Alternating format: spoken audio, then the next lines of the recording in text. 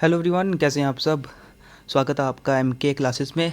तो आज का क्विज़ हमारा है टेलीग्राम क्विज़ नंबर 25 जो आपने फ्रीडम स्ट्रगल एंड मूवमेंट पर दिया था। इसका ये लास्ट पार्ट है। इसके बाद हम आपको जो एमसीक्यूज़ प्रोवाइड करेंगे, जो आपको एमसीक्यूज़ टेलीग्राम क्विज़ आपको मिलेगा, वो एक नए टॉपिक पर होगा, पर जनरल अवेयरनेस सेक्शन पर ही। ठीक है। उसमें अभी भी जैसे कि अभी बाकी टॉपिक्स की बात करें, ट्रांसपोर्टेशन एंड कम्युनिकेशन है, the physical division of India, वैसे टॉपिक्स को अब हम स्टार्ट कर देंगे बाय एमसीक्यूज़। ठीक है। तो उसके भी आपको टेलीग्राम क्विज मिलना स्टार्ट हो जाएंगे।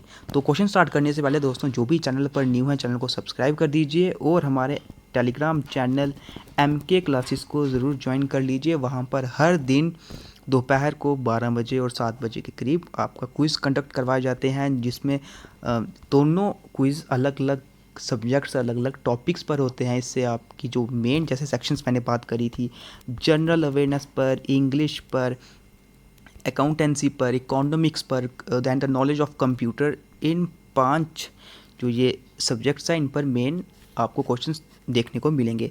जनरल अवेयरनेस सेक्शन में हम जो भी आपके with special reference to Jammu and Kashmir, उस पर भी आपको क्विज़ कंडक्ट करवाए जाते हैं। और बाकी जो इंडियन जो जनरल अवेयरनेस की बात है, उसके क्विज़ भी आपके कंडक्ट करवाए जाते हैं पर डे।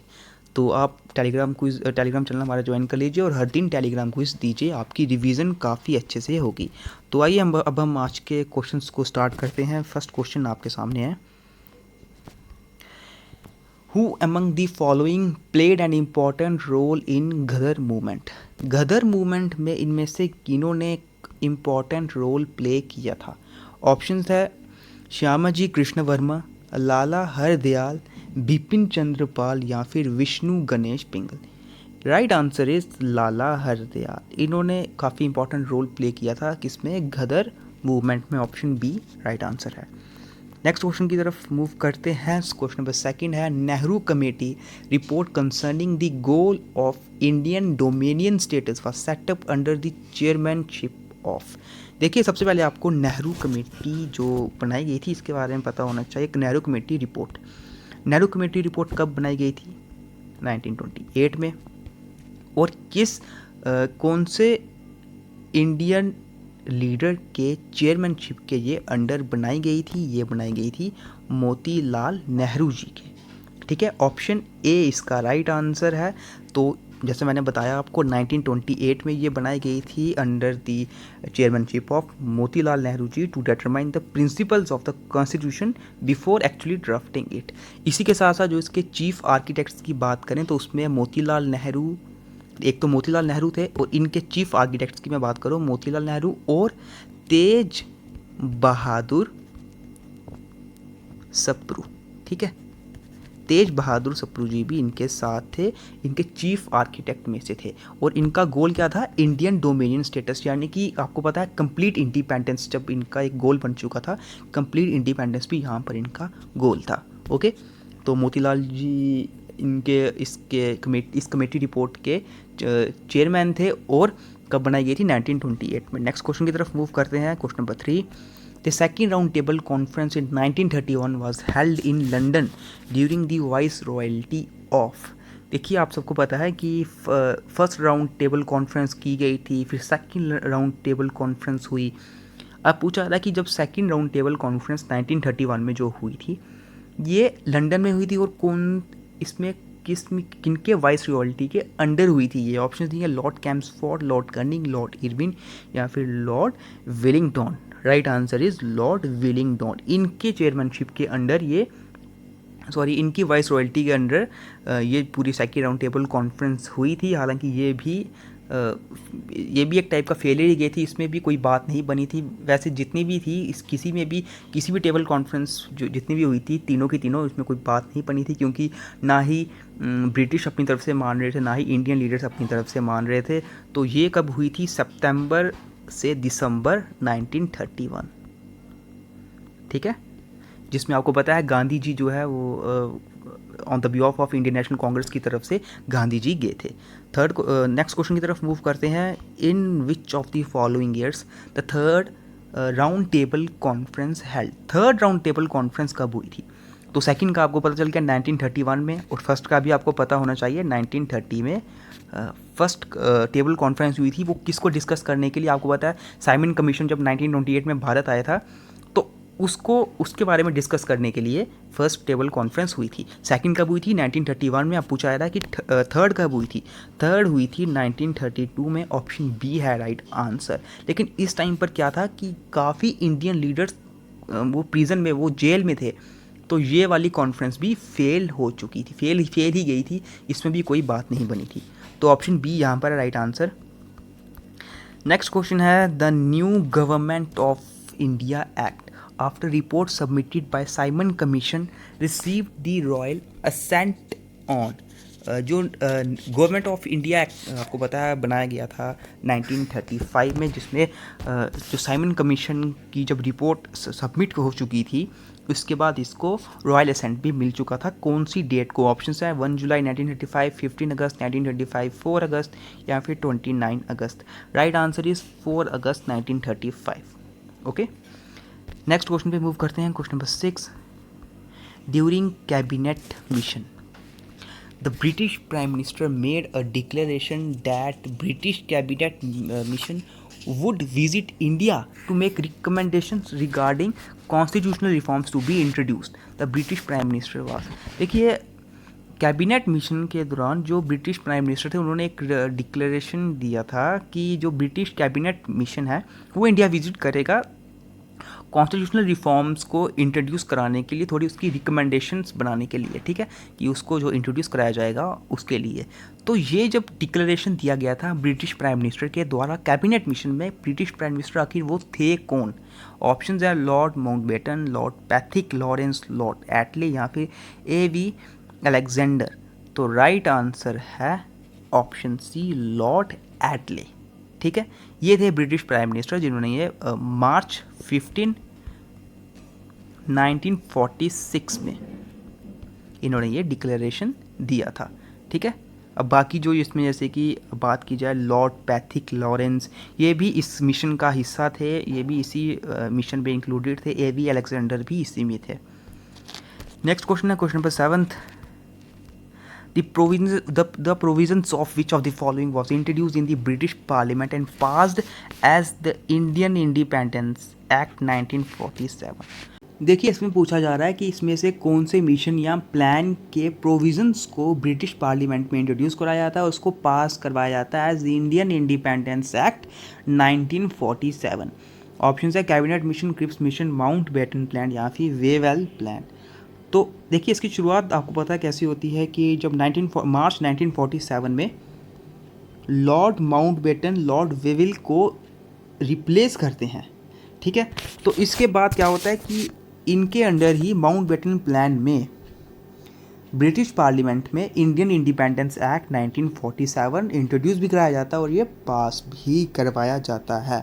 अब बाकी हमने सब में इसका पूरा पढ़ा हुआ है कि इसमें क्या क्या बोला जाता है इस प्लान के अंडर, पाकिस्तान की फॉर्मेशन वगैरह सब कुछ वो इस प्लान में आता है। इसका फिलहाल ऑप्शन सी राइट आंसर है। 8th क्वेश्चन है, the Nizam of dash was forced to accede to the Indian Union and under the pressure of internal anarchy and military action against him after independence। तो आपको पता है कि independence के बाद यहाँ पर JNK, जूनागढ़ और हैदराबाद ये तीनों इंडिपेंडेंट स्टेट्स थी। ठीक है, JNK और जूनागढ़ की तो अलग बात है, यहाँ पर जो निज़ाम थे वो किसके थे? हैदराबाद के, जो बाद में जिनको इंडियन यूनियन के अंडर पूरा प्रेशर आने के कारण और मिलिट्री एक्शन के कारण उनको ये जो हैदराबाद था हमारा इंडियन यूनियन का पार्ट बना। ठीक है, तो ऑप्शन बी यहाँ पर है right answer, Hyderabad, Nizam of Hyderabad. Delhi, Uttar Pradesh और पंजाब के नहीं थे, ये हैदराबाद के थे। ऑप्शन बी है राइट आंसर। नेक्स्ट क्वेश्चन की तरफ मूव करते हैं। Question number 9, who was the last governor general and the first viceroy of India. एक बिल्कुल स्टैटिक जीके का नॉर्मल क्वेश्चन है कि लास्ट गवर्नर जनरल और फर्स्ट वाइस रॉय इंडिया के कौन थे, क्योंकि उन्हीं के टाइम पर गवर्नर जनरल को वाइस रॉय में चेंज किया गया था, तो वो थे लॉर्ड कैनिंग। ऑप्शन सी है यहाँ पर राइट आंसर। 10th क्वेश्चन है which of the following leaders gave the term insensate waste on the burning of foreign clothes during non cooperation movement. Non cooperation movement पर आपको पता है जब foreign clothes यानी कि स्वदेशी आंदोलन भी इसको बोला जाता था, इसमें जो फॉरेन क्लॉथ्स है उनको जलाया गया था। लेकिन इस पूरे जो फॉरेन क्लॉथ्स वगैरह फॉरेन की चीज़ों को जलाया गया था, इनको एक टर्म इनसेनेट वेस्ट का टर्म दिया गया था कौन से लीडर के द्वारा? लॉर्ड रेटिंग या फिर मोतीलाल नेहरू, रविंद्रनाथ टैगोर या फिर Mohammad Ali. Right option is Rabindranath Tagore, इनके द्वारा इसको वेस्ट कहा गया था। ये जो पूरा फॉरेन क्लॉथ्स की बर्निंग वगैरह जो स्वदेशी आंदोलन के अंडर हुई थी, तो ऑप्शन सी यहाँ पर है राइट आंसर। 11th क्वेश्चन है the world war second began in which of the following years. बिल्कुल सिंपल क्वेश्चन है, कब हुई थी वर्ल्ड वॉर सेकंड स्टार्ट? 1939 में। ऑप्शन ए है यहाँ पर right answer. Who led the salt satyagraha movement with Gandhi ji? Gandhi ji के साथ साल्ट सत्याग्रह मूवमेंट किसने लीड करी थी? ऑप्शन है एनी बेसेंट, मृदुला, साराभाई, मुथु लक्ष्मी या फिर Sarojini Naidu. The right answer is Sarojini Naidu. इन्होंने ही गांधी जी के साथ साल्ट सत्याग्रह मूवमेंट को लीड करा था। नेक्स्ट क्वेश्चन है 1930 Mahatma Gandhi started the civil disobedience movement from. तो जो अभी हमने ऊपर पढ़ा वही चीज़ है ये साल्ट सत्याग्रह मूवमेंट, ठीक है, जो 1930 में चलाई गई थी गांधी जी के द्वारा, जिसमें हमने अभी ऊपर पढ़ा कि सरोजनी नायडू भी इसको लीड कर रहे थे। अब ये पूछा जा रहा है कि ये सिविल डिसोबीडियंस मूवमेंट जो साल्ट सत्याग्रह थी ये कहाँ से चलाई गई थी? ये आपको सबको पता होना चाहिए। ये चलाई गई थी, ये स्टार्टेड फ्रॉम साबरमती आश्रम। ऑप्शन सी यहाँ पर है राइट आंसर, ठीक है। साबरमती आश्रम से कहाँ तक ये गए थे? फॉर द स्मॉल विलेज डांडी, जिसे जो कौन सी डिस्ट्रिक्ट के अंडर आता था? नवसारी डिस्ट्रिक्ट के अंडर, ठीक है। तो ये साल्ट लॉ को ब्रेक करने के लिए, ये बाकी आप सबको पता है, साल्ट लॉ को ब्रेक करने के लिए गांधी जी ने ये डांडी मार्च निकाली थी। तो इसका राइट आंसर है ऑप्शन सी, और यहाँ पर ये ऑप्शन सी है, ठीक है। साबरमती आश्रम से ये स्टार्ट की गई थी। नेक्स्ट क्वेश्चन है in which of the following year Lucknow pact was signed by Muslim League and Congress. इसमें से कौन से साल आपको पता है लखनऊ पैक्ट साइन किया गया था, जिसमें हिंदू मुस्लिम यूनिटी के बारे में हमने पढ़ा था। वो कब साइन किया गया था? कांग्रेस और मुस्लिम लीग के अंडर। इसमें आपको पता है, और एक तो कांग्रेस और मुस्लिम लीग को एक सेम प्लेटफॉर्म मिला था, इसी के साथ साथ इसमें एक्सट्रीमिस्ट और मॉडरेट्स की भी उनके बीच में जो टकराव चल रहा था उसको भी वो भी थोड़ा कम हुआ था। ऑप्शन दिए गए 1915, 1916, 1917 या फिर 1980। राइट आंसर है 1916, ठीक है। ऑप्शन बी यहाँ पर है राइट आंसर। आज की सीरीज़ का लास्ट क्वेश्चन है which of the following places where the first meeting of Indian National Congress was held. Indian National Congress की पहली मीटिंग कहाँ पर हुई थी? बिल्कुल बेसिक क्वेश्चन है ये, सबको पता होना चाहिए। कहाँ पर हुई थी? बॉम्बे में। ऑप्शन बी भी यहाँ पर राइट आंसर है, बॉम्बे में ये फर्स्ट मीटिंग जो इंडियन नेशनल कांग्रेस की हुई थी। बाकी जो बेसिक क्वेश्चन होते हैं इसके वो आपको पता होना चाहिए, कब फॉर्मेशन हुई थी, किसके द्वारा ये फॉर्म की गई थी, वो सब बेसिक क्वेश्चन है। तो बाकी आपको इसके पहले 4 सेशंस के बारे में पता होना चाहिए। कैलकटा सेशन के बारे में जो हमने पढ़ा था आईएनसी का, उसके बारे में पता होना चाहिए। उसको लीड किसके द्वारा हुई थी वो, ठीक है। तो बाकी 4 सेशंस, जितने भी 4 सेशंस थे, पहले 4, ठीक है, वो आपको पता होना चाहिए किसने लीड करे थे, कहाँ कहाँ पर वो हुए थे।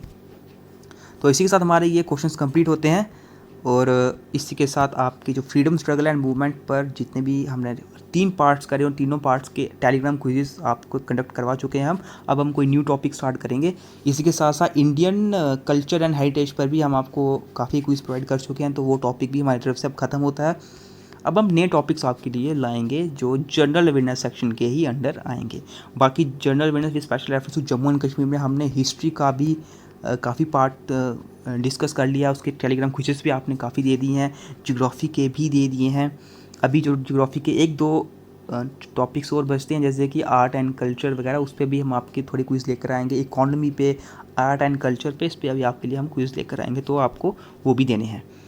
तो बस आपको क्या करना है कि टेलीग्राम चैनल हमारा ज्वाइन कर लीजिए, और हर दिन दोपहर को 12 बजे और शाम को 7 बजे क्विज़ देते रहिए, और अपने रिवीजन को अच्छा इम्प्रूव करते रहिए। मिलते हैं फिर आपसे अब नेक्स्ट वीडियो में।